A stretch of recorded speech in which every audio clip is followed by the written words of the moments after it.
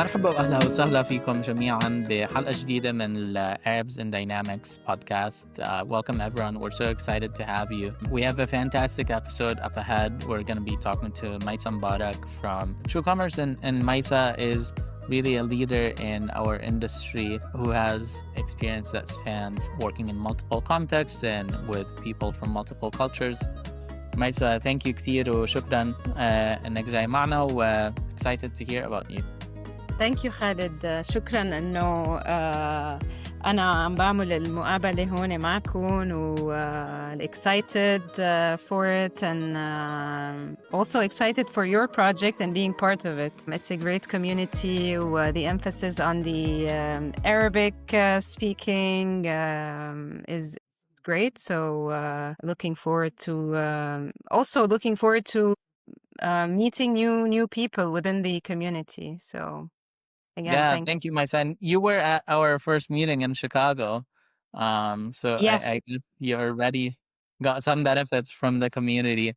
But Mayssa, one thing that I was wanting to talk to you about is like how you've expressed your identity at work in the past. You work in a very visible role. You're very like client and partner facing. How has that experience been for you? It's been actually great. So, I mean, you can hear it in when I talk, I do have an accent. So, at some point, when you first kind of immigrate and you're kind of hiding your accent and trying to fit in, but then you get into a point where, no, this is me, this is who I am, and this is what makes me unique, right? It's who we are, and it's everyone. Everyone has a story to tell, and everyone has background information, and these turn you into an individual, a unique individual with with a lot of interesting background. So I was lucky actually that the first company I worked with had a already diverse group of employees. So I wasn't I wasn't feeling like part. I felt belonging since the start, and but then again, you go to conferences and maybe you are less, like you become a minority. And this is where you start learning that no, this is who you are, this is your identity, and this is what makes you stronger and more interesting, actually, possibly as well. Mazboot la, I think that makes perfect sense, Mayssa. Honestly, it's a very valuable point because like thing you brought up as a new immigrant, you're kind of wanting to blend in as much as possible and like kind of tuck away and be part of the mass, but then you realize that it is just everyone is unique and Yeah. you just happen to be unique in your own unique way, which I think is beautiful. And for us in conferences, I know, like, I think you and I have spoken about this in the past that like you feel like, oh wow, I am the only person here. Yeah, um, absolutely. but it's sometimes helpful. Like you can only play the cards you're dealt. And one person who I've spoken to about this, and I think does an amazing job of this, is Lucas at Ludia Consulting. Lucas stands out a lot, and I always tell them he's a very well-dressed man. He's Black. He really expresses that part of his identity, and he's managed to turn that into his superpower.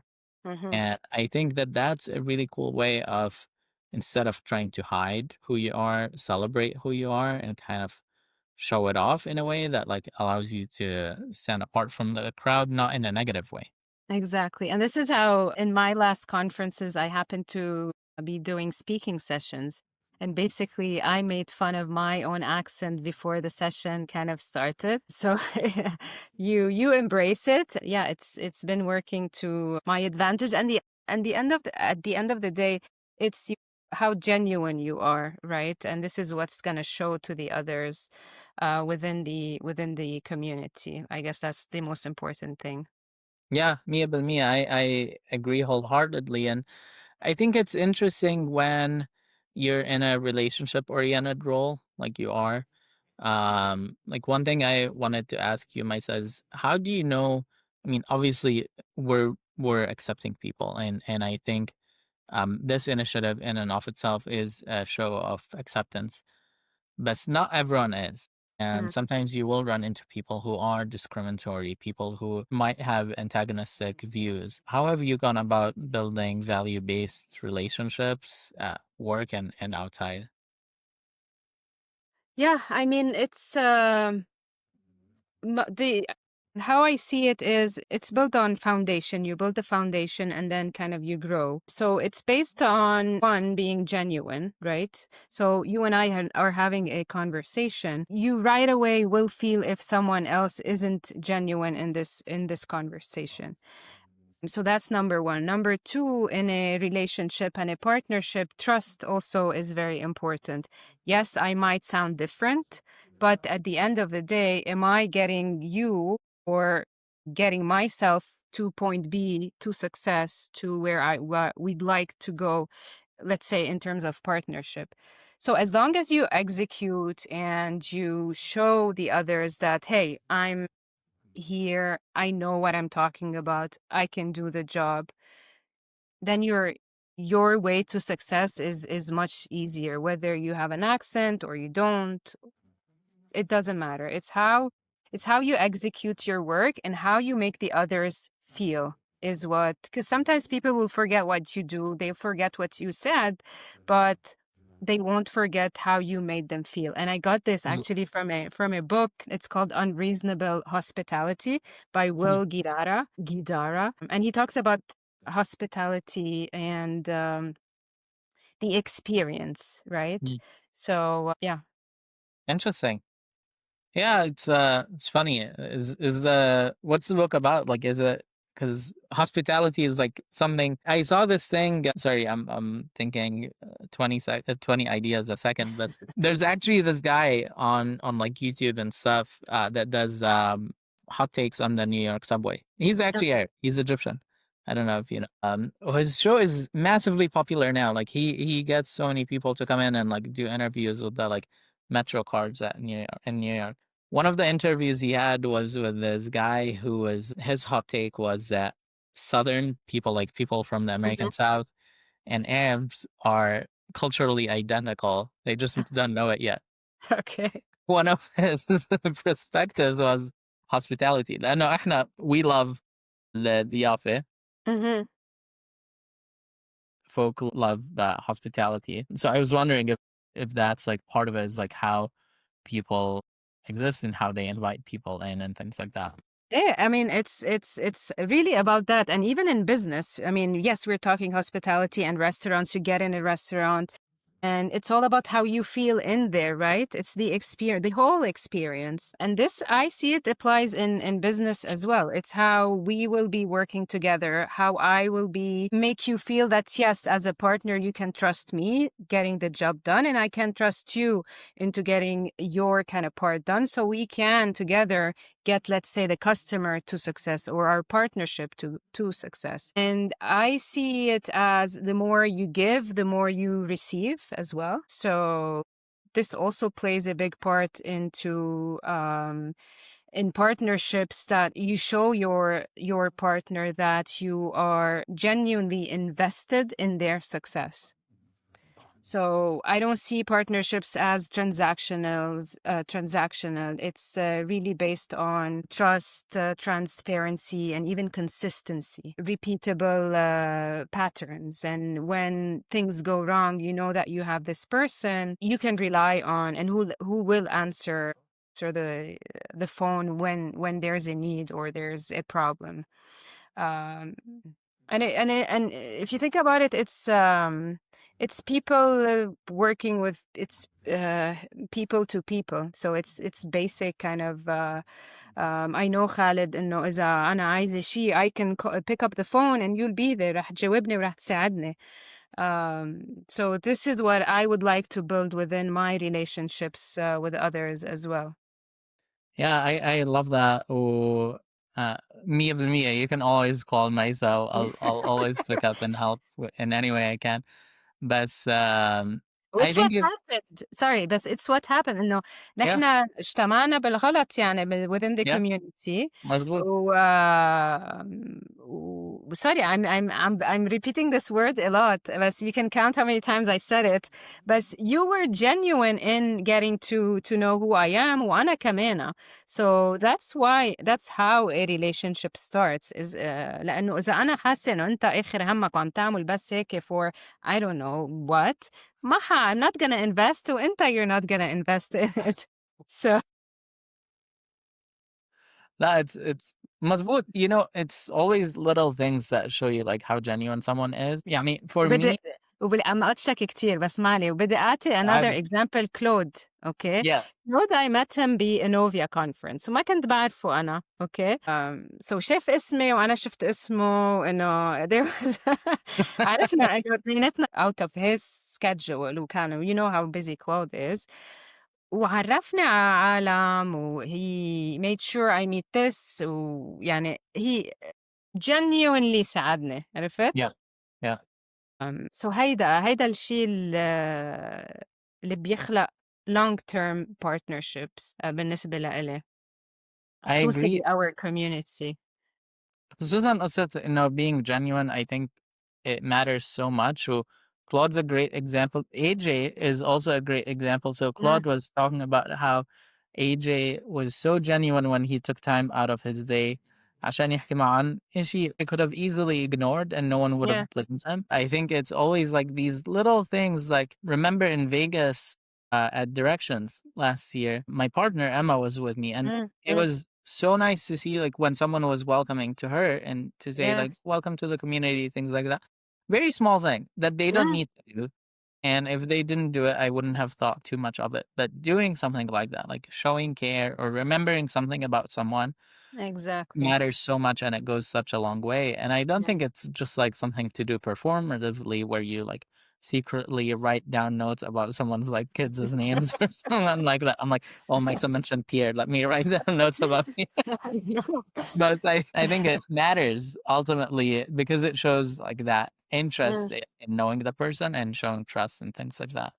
exactly yeah Yeah, it's interesting. But I think on top of that, the other thing that we have is like a bit of an intersectional identity. We were talking about this during the first episode we did, where we talked about how like you, me, and Claude are Canadians also, and we have that like extra layer of like sometimes you feel like an outsider in our community, and sometimes we all coalesce. yeah Arab بعد. I'm not Quebecois, so I can't relate on that. I don't have that piece of my identity, but it is interesting. How do you find you exist within all the identities you have? gives you channels I find okay so and it teaches you a lot of it I mean it's our experiences so أنا إنه بحكي عربي because I was born in Lebanon so born and raised so I went through things that أنت ما فيهم. These are experiences these are pieces of who you are يلي combination okay بيعملونا who we are so and the exposure you get حتى واحد I don't know حدا like who's born in the US and kind of traveled the world and so again these are experiences you kind of grab and it shapes who you are so I see this as an advantage now okay when I was younger probably I would take it as a disadvantage Mm. but as I grew older, as I was introduced to and I gained experience and whatnot, it's when it started turning to me seeing this as an advantage, as an added experience, added knowledge, and it was helping me. I started using it to my benefit, basically, and not feeling that I have to hide my other identities and pretend I'm someone else, basically. Yeah. No, that makes sense. It's very true. You can gain that different pieces of your identity in so many different ways, like you touched on. I think it's interesting what you pointed out about like, is it a weakness? Is it a strength? One thing I wanted to ask you, I know I immigrated, I think a bit younger than when you did. So I got some high school years here, like my last 2 years of high school, and I entered the workspace, even though Actually, like I had been in Canada for 5 or 6, 7 years at that point. I still felt the feeling of like, oh, I'm gonna be entering like with a bit of a disadvantage, and it Yes. causes you some anxiety. But for someone who builds a career and then moves countries mid-career, or like you as an adult, as a like Mm. person who has fully formed thoughts, how's that experience? It was difficult.